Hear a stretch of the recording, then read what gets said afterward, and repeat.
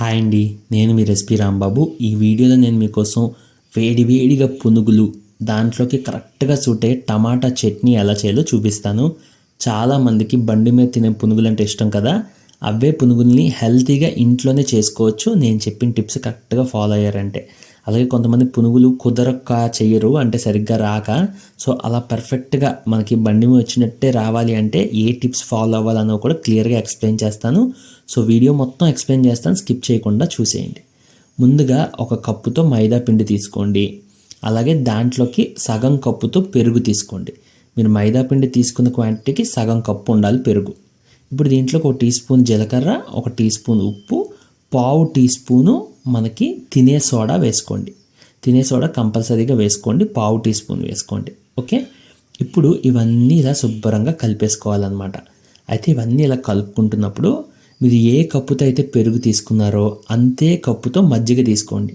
ఈ కొలతలు కరెక్ట్గా ఫాలో అవ్వండి. మీరు ఎక్కువ పునుగులు చేసుకోవాలంటే ఇట్లా డబల్ చేసుకుంటూ వెళ్తే చాలు.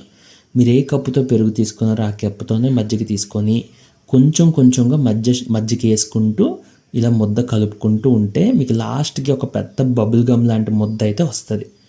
ఈ ముద్దని శుభ్రంగా బీట్ చేసుకుంటూ ఒక 10-15 సార్లు బీట్ చేసి ఒక పక్కన పెట్టేసి మూత పెట్టి అరగంట సేపు అలా వదిలేయాలి. ముద్ద బీట్ చేయడం మాత్రం మర్చిపోకండి, ఎందుకో నేను మీకు చివర్లో మళ్ళీ చెప్తాను. ఇప్పుడు ఒక కళాయి తీసుకొని దాంట్లో ఒక 2 టేబుల్ స్పూన్ల నూనె, 1 టీ స్పూన్తో పెసరపప్పు, 1 టీ స్పూన్తో శనగపప్పు వేసుకోండి. అలాగే 1 టీ స్పూను జీలకర్ర వేసి ఇవన్నీ మనం శుభ్రంగా ఒక 2 నిమిషాలు ఫ్రై చేసుకోండి. 2 నిమిషాలు లో ఫ్లేమ్ మీద ఫ్రై చేయాలండి. మీడియం లేదా హై ఫ్లేమ్ పెడితే ఇవి మాడిపోతాయి అన్నమాట. అలా మాడకుండా లో ఫ్లేమ్ మీద మాత్రమే ఫ్రై చేసుకోండి. ఇక్కడి నుంచి ప్రాసెస్ అంతా లో ఫ్లేమ్ మీద ఉంటుంది, సో రిలాక్స్ అయ్యి చూసేయండి. ఇప్పుడు 2 ఎండుమిరపకాయలు, ఒక 6 నుంచి 7 పచ్చిమిరపకాయలు తీసుకోండి. వీటితో పాటు ఒక 10 దాకా వెల్లుల్లి రెమ్మలు వేసుకున్నా పర్లేదు, కొంచెం అటు ఇటు అయినా పర్లేదు, ఈ క్వాంటిటీస్లో తీసుకోండి. ఇప్పుడు వీటిని కూడా ఇంకో 2-3 నిమిషాలు ఇలా కలుపుతూ ఫ్రై చేసిన తర్వాత దీంట్లోకి ఒక 2 నుంచి 3 టమాటాలు ఇలా చిన్న ముక్కలు కట్ చేసి వేసుకోండి. వేసి టమాటాలను శుభ్రంగా కలుపుతూ ఒక 3 నిమిషాలు లో ఫ్లేమ్ మీద ఫ్రై చేశాక దీన్ని మూత పెట్టేసి మనం ఒక 8 నిమిషాలు వదిలేయాలన్నమాట.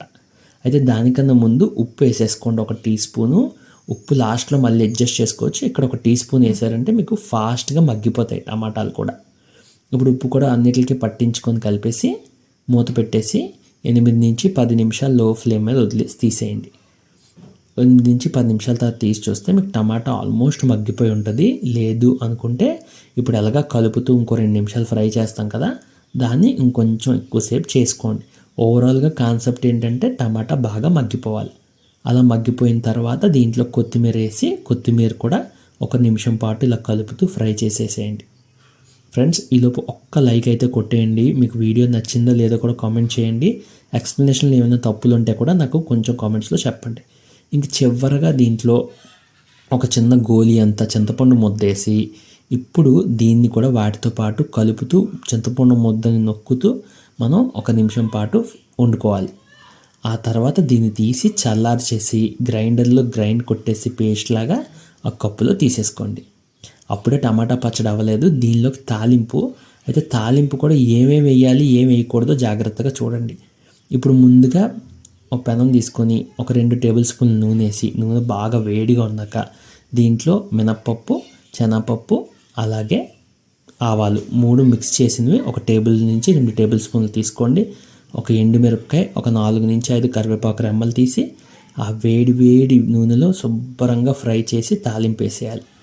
ఇప్పుడు ఈ తాలింపుని తీసుకెళ్ళి టమాటా చట్నీలో వేసేసి ఆ నూనెతో పాటు శుభ్రంగా కలిపేసేయండి. ఓకేనా, ఇప్పుడు టమాటా చట్నీ అయిపోయింది. మనం పునుగులు ఎలా వేయాలో చూద్దాం. ఇక్కడ చాలా ఇంపార్టెంట్ టిప్స్ కవర్ చేస్తాను, అవి జాగ్రత్తగా ఫాలో అవ్వండి. స్కిప్ కొట్టేయకండి అప్పుడు అయిపోయింది అనుకొని. ఈ చట్నీ అయితే మీకు ఎలా అనిపించిందో కూడా చెప్పండి. కాంబినేషన్లో కొబ్బరి చట్నీ కూడా ఉంటుంది, నాకైతే ఇది ఇష్టం కాబట్టి ఇది చేశారు, టేస్ట్ బాగుంటుంది అది. ఇప్పుడు అరగంట తర్వాత ఆ పునుగుల్ది మనం మూత తీసేసి ఇంకొకసారి పిండిని కలుపుకొని శుభ్రంగా బీట్ చేసేసుకోండి. ఇందులో చెప్పాను కదా బీట్ ఎందుకు చేయాలని, ఎందుకంటే మనం అలా బీట్ చేస్తేనే పునుగులు మనకి లోపల గుల్లగా వస్తాయి. మనం బీట్ చేయకపోతే లోపల గుల్లగా రావన్నమాట. సో మనం పిండి ఎక్కువ వేస్తే పెద్ద బోండాల్లాగా, తక్కువ వేస్తే అప్పడాల్లాగా వచ్చేస్తాయి. అలా రాకుండా ఉండాలంటే ఇలా శుభ్రంగా బీట్ చేసుకోవాలి. ముందు ఆల్రెడీ 10-15 సార్లు చేసుకున్నాం. ఇప్పుడు మళ్ళీ శుభ్రంగా బీట్ చేసుకొని అప్పుడు మనం వేసుకోవాలి. అలాగే మీరు పునుగులు ఫస్ట్ టైం వేస్తారు కాబట్టి అక్కడ పెనం మీద వేసేలోపు ఇక్కడ ఒకసారి టెస్ట్ చేసుకోండి. ఇలా వేసి ఇలా పడుతుంది అంటే మీకు పర్ఫెక్ట్గా వేయడం వచ్చేస్తున్నట్టే.